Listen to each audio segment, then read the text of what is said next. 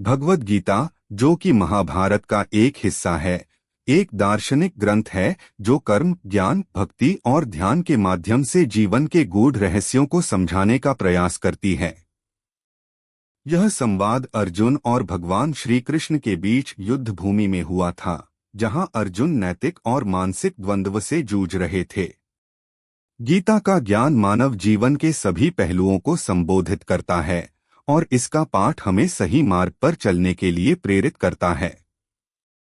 यहाँ इसका एक संक्षिप्त सारांश प्रस्तुत है।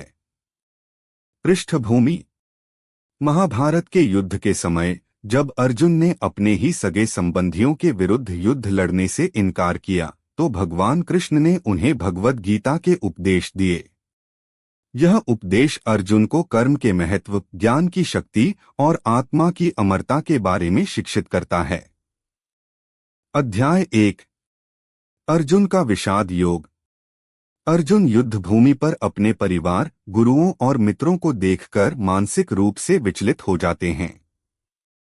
वे युद्ध के विनाशकारी परिणामों के बारे में सोचते हुए अपना धनुष रख देते हैं और युद्ध न करने का निर्णय लेते हैं।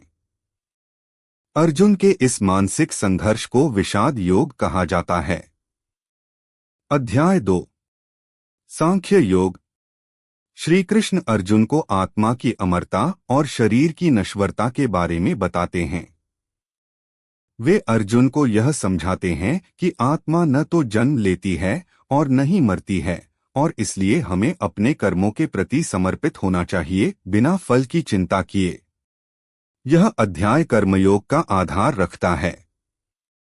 अध्याय 3: कर्मयोग।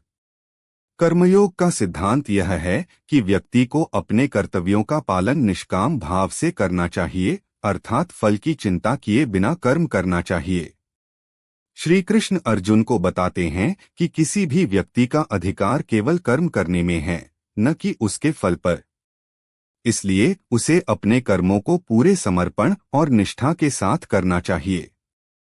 अध्याय 4: ज्ञान कर्म संन्यास योग। इस अध्याय में भगवान कृष्ण ज्ञान योग और कर्मयोग के संबंध को समझाते हैं। वे बताते हैं कि ज्ञान के बिना कर्म अंधा है और कर्म के बिना ज्ञान निष्फल। ज्ञान और कर्म दोनों को संतुलित रूप से अपनाने से ही व्यक्ति मोक्ष प्राप्त कर सकता है। साथ ही वे यह भी बताते हैं कि कैसे उन्हें समय समय पर धर्म की स्थापना के लिए अवतार लेना पड़ता है। अध्याय 5: कर्म संन्यास योग। इस अध्याय में श्री कृष्ण कर्मयोग और कर्म संन्यास के बीच अंतर स्पष्ट करते हैं। वे अर्जुन को बताते हैं कि केवल कर्म का त्याग करने से मोक्ष प्राप्त नहीं होता, बल्कि कर्म करते हुए उसकी आसक्ति का त्याग करना आवश्यक है। कर्म को निःस्वार्थ भाव से करना ही सच्चा संन्यास है। अध्याय 6: ध्यान योग। ध्यान योग में श्री कृष्ण ध्यान के महत्व को समझाते हैं। वे बताते हैं कि ध्यान योग के माध्यम से व्यक्ति अपने मन और इंद्रियों पर नियंत्रण पा सकता है। ध्यान के द्वारा आत्मा का साक्षात्कार किया जा सकता है और इसी के माध्यम से व्यक्ति परमात्मा से जुड़ सकता है। अध्याय 7: ज्ञान विज्ञान योग। इस अध्याय में भगवान कृष्ण अपने दो पहलुओं का वर्णन करते हैं: अपरा प्रकृति, सांसारिक वस्तुएं, और परा प्रकृति, आध्यात्मिक तत्व। वे बताते हैं कि संसार में सभी वस्तुएं उनकी ही माया से उत्पन्न हुई हैं और वे ही इस सृष्टि का स्रोत और आधार हैं। अध्याय 8: अक्षर ब्रह्मा योग। इस अध्याय में अर्जुन के प्रश्नों का उत्तर देते हुए भगवान कृष्ण मृत्यु के समय व्यक्ति के मानसिक स्थिति के महत्व पर जोर देते हैं। वे बताते हैं कि यदि व्यक्ति मृत्यु के समय अपने मन को भगवान में स्थिर रखे तो उसे मोक्ष प्राप्त होता है। इस अध्याय में भगवान कृष्ण मोक्ष प्राप्ति के विभिन्न मार्गों की व्याख्या करते हैं। अध्याय 9: राजविद्या राजगुह्य योग। श्री कृष्ण अर्जुन को बताते हैं कि भक्ति योग सबसे सरल और सर्वोच्च मार्ग है। वे यह भी कहते हैं कि परमात्मा हर जीव में विद्यमान है और उनकी भक्ति करने से व्यक्ति हर प्रकार की बंधनों से मुक्त हो सकता है। अध्याय 10 विभूति योग। भगवान कृष्ण इस अध्याय में अपनी दिव्य विभूतियों का वर्णन करते हैं। वे बताते हैं कि संसार में जो भी असाधारण और महान है वह उनकी ही शक्ति से उत्पन्न हुआ है। वे सभी जीवों के भीतर विद्यमान हैं और उनकी महिमा अनंत है। अध्याय 11 है विश्वरूप दर्शन योग। इस अध्याय में भगवान कृष्ण अर्जुन को अपना विराट स्वरूप दिखाते हैं। इस स्वरूप में अर्जुन को संपूर्ण सृष्टि, सभी जीव और सभी घटनाएं दिखाई देती हैं। इस अनुभव से अर्जुन को यह ज्ञान होता है कि भगवान सबके भीतर हैं और सब भगवान के भीतर हैं। अध्याय 12 है भक्ति योग। भक्ति योग में श्री कृष्ण बताते हैं कि जो व्यक्ति भगवान की निस्वार्थ भक्ति करता है वह भगवान को प्राप्त कर सकता है।